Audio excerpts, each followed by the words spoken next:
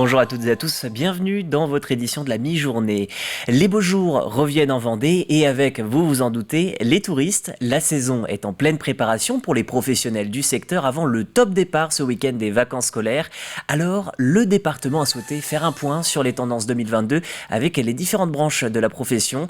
Un rendez-vous important puisque cette année devrait être synonyme d'un retour à la normale après 2 années compliquées. Regardez plutôt ce sujet d'Albin Mouton.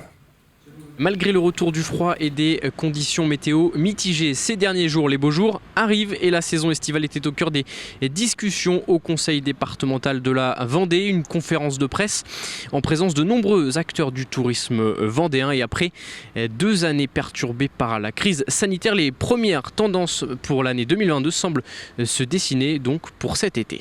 Les tendances 2022 sont très bonnes. À la fois sur tous les segments de fréquentation, d'hébergement, à la fois bien sûr sur les chambres d'hôtes et sur les meublés de tourisme, mais aussi sur les campings, dans l'hôtellerie.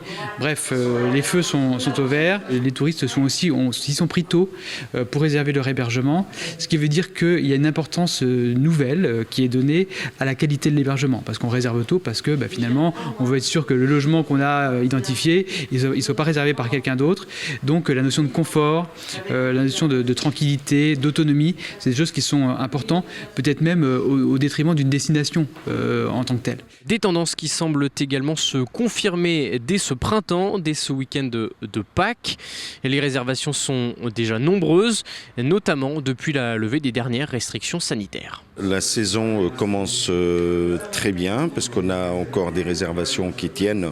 Il n'y a pas d'annulation pour Pâques. J'espère que le beau temps sera de la partie, mais sinon c'est une très très belle entame de saison. Et sinon au niveau des réservations pour le mois de juillet-août surtout, on a une très très belle tendance à la hausse. Et on a déjà des hôtels qui ont dépassé 2019, l'année de référence. L'étalement de la saison est un enjeu primordial pour nous. Je pense qu'on est tous d'accord que la saison ne peut pas se limiter à la saison juillet-août. On est sur une saison là aujourd'hui bien étalée, avant, après. Et je pense que c'est la tendance des prochaines années. Autre point souligné par les acteurs du tourisme vendéen, le retour de la clientèle étrangère, l'augmentation du panier moyen de réservation. Les séjours sont également plus nombreux à l'année, des séjours en France donc.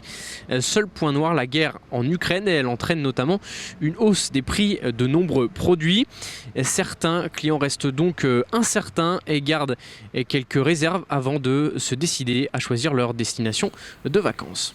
Le marché des herbiers va changer de visage. La municipalité souhaite construire de nouvelles halles pour remplacer l'actuel marché Saint-Pierre. Construit en 1937, la ville le juge aujourd'hui trop petit, vétuste et difficilement accessible.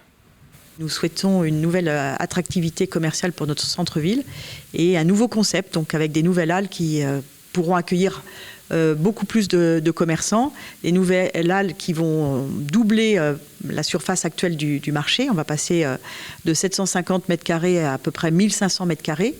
Place d'Herbauges, donc au cœur de la ville des herbiers, au cœur du cœur, avec un nouveau concept au-delà des commerces et des commerçants qui seront beaucoup plus nombreux. On aura aussi tout un concept d'animation pour que ça soit un lieu de vie, un lieu où les Herbretais aiment se rencontrer. À date, le calendrier n'est pas encore fixé, mais ces nouvelles halles seront construites du côté de l'espace Herbauges. Prenons la direction de Dompierre-sur-Yon à présent. Ce week-end, une journée de troc était organisée. L'idée est toute simple, vous emmenez un objet, vous recevez un ticket. Ensuite, vous pouvez l'échanger contre autre chose de votre choix. Si l'idée est simple et écolo, c'est aussi un prétexte pour renouer le dialogue entre les habitants. Alix Lanos vous en dit plus. Vous regardez ce qui vous intéresse, vous prenez, et si vous faites un sourire, vous avez droit à un 3e objet. C'est cet accueil chaleureux qu'ont pu trouver les visiteurs du troc de Dompierre-sur-Yon. Comme son nom l'indique, chacun pouvait amener un ou plusieurs objets et les échanger, quelle que soit leur valeur. Mais les visiteurs repartaient facilement avec plus d'objets qu'ils n'en avaient apporté, et pour cause. C'est un ticket ou deux là. C'est pour faire un cadeau à sa maman. Alors c'est pas de ticket, c'est un sourire. Mon sourire, il est là, regarde, mon sourire, il est là. Livres, cadres, vêtements ou jouets, il y en avait pour tous les goûts. J'ai amené de la vaisselle et j'ai troqué contre cette belle coupe à fruits. Je trouve que c'est joli. J'ai donné un puzzle Flash McQueen et j'ai repris un chapeau multicolore. Intitulée « Venez comme vous êtes », la journée portait particulièrement bien son nom. En effet, tout le monde était le bienvenu, quelle que soit sa contribution. Il y a des gens qui n'avaient rien à échanger, qui ont échangé de l'arrosage de plantes pendant les vacances, du prêt de déguisement. Solidarité Dompierre, c'est d'abord solidarité dans le grand sens du mot, et c'est surtout tout le monde qui participe, qui donne des idées et qu'on fasse des choses qui soient constructives et sympathiques pour tout le monde. Tout juste arrivée en Vendée, Nicole a particulièrement apprécié ce moment d'échange. Et je trouve que c'est une autre façon de s'entraider sans passer par les aspects financiers, par toute une espèce de marché entre guillemets, parce qu'on sent que quand on vient là, c'est d'abord pour faire la fête et c'est ensuite pour échanger, et ça me plaît beaucoup. Et l'échange était bel et bien au cœur de cette journée. L'échange d'objets a vite laissé place à des échanges plus riches et plus humains. On voit combien les gens ici ont besoin de communiquer, ont besoin de convivialité. Parce que beaucoup nous disent, depuis la Covid, parce que je crois que la Covid a été terrible à ce niveau-là, eh bien, les gens ne prennent plus le temps, en fin de compte, ou n'osent pas. Donc, ce qui était intéressant ce matin, c'est de recréer de la convivialité, recréer de l'échange, mais en face à face, pas via les réseaux sociaux. Devant la réussite de cette journée, un prochain troc est d'ores et déjà programmé le 1er octobre prochain. Un mot de mémoire dans cette édition. Pour lutter contre l'oubli, le Souvenir français vient d'inaugurer avec la ville de La Roche-sur-Yon la tombe du regroupement des Yonnais morts pour la France. La sépulture, hissée afin d'œuvrer pour le devoir de mémoire, est située dans le cimetière du Point du Jour. Tous les morts privés aujourd'hui de descendants pour entretenir les concessions y seront regroupés. Nous avons, depuis une dizaine d'années, au Souvenir français, remarqué que beaucoup de morts pour la France, leurs tombes disparaissaient, soit en fonction des besoins des communes, soit tout simplement parce qu'elles étaient à l'abandon. C'était important de conserver leur mémoire.